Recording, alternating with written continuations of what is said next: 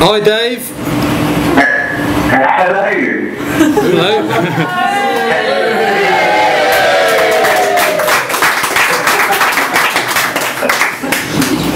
While I remember... Thank you. How are you? You good? I'm very well, thanks, mate. I'm in St. Louis, Missouri, 1,206 miles into the Mississippi.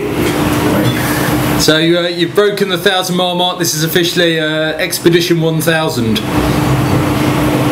It's officially number 4 on the Expedition 1000 roster, indeed, but it's not quite halfway on this journey yet.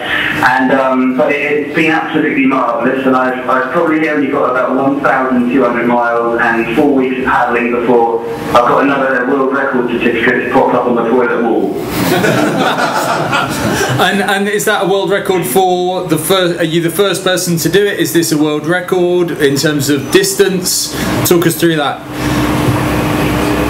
It's going to be the longest journey by stand-up paddleboard in history. Admittedly, they've only been around on the commercial sphere for about 3 weeks, so it's not surprising.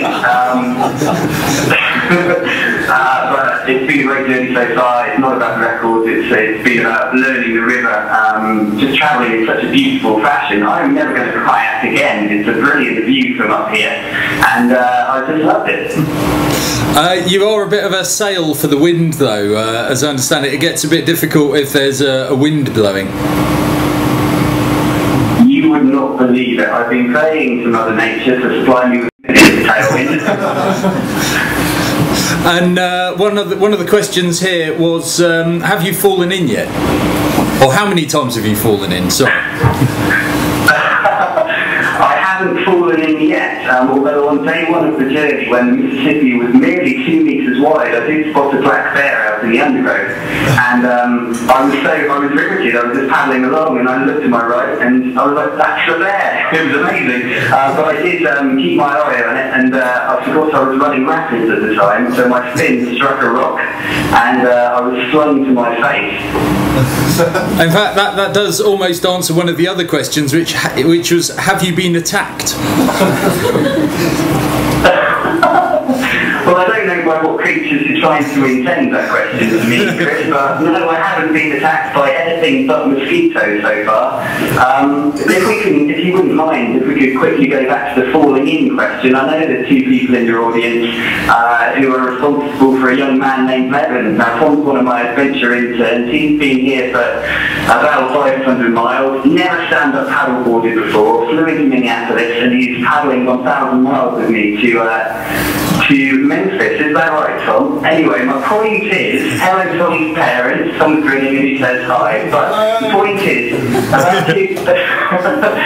about 2 days into the journey, Tom managed to hit one of the navigational buoys in the middle of the Mississippi, and he was slung off. And I've been trying to hit them ever since, and it's incredibly difficult. I haven't managed it yet. So he's just turned up, never stand-up paddleboarded before, and is joining you on a 1,000-mile trip. So that's pretty. That's a nice way of going about it. It's proof, if proof were needed, that you don't need any special qualifications to go and take on an adventure.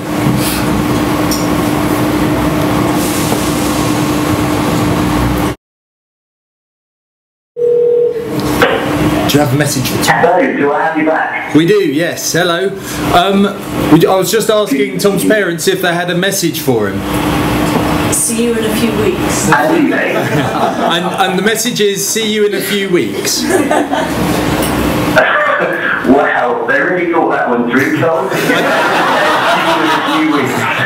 Well, to be fair, I did just spring it on them, so it's not entirely fair. Well, we still have another 500 miles to go to Memphis, so I do sincerely hope that you see Tom in a few weeks. He's smiling and he's looking incredibly hairy, so I'm not sure you'll be proud of him when he returns, but...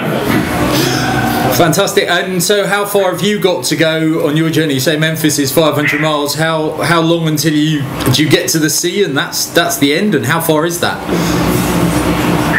I expect to reach the Gulf, Chris, on the 8th or 9th of September. I'm not going to give you the exact date because there's currently a competition running on Facebook that I just forgot about, where people can win a watch if they can get when I get to the goal. So let's just say I'm going to get there in early September. It's going to take about 5 weeks now. The Missouri joined the Mississippi just yesterday, so the river is now picking up pace. There's enormous whirlpools to contend with. Sometimes the river merely folds in half, and it can swallow an entire paddle steamer. So we've got to watch out for those holes in the river.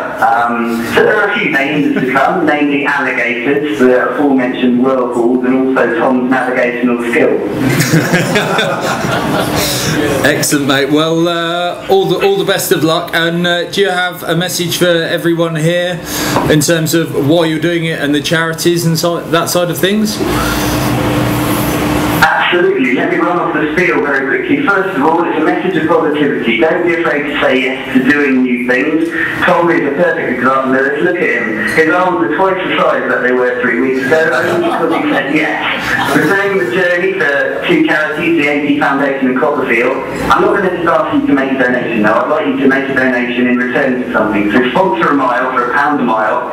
Get on the website, davecornthwaite.com. That's my name. Also, you can dare Dave. So I'm thinking something that Tom and I could do on the river and make a donation to repair our efforts on the river. Also tweet. Oh, rubbish phone.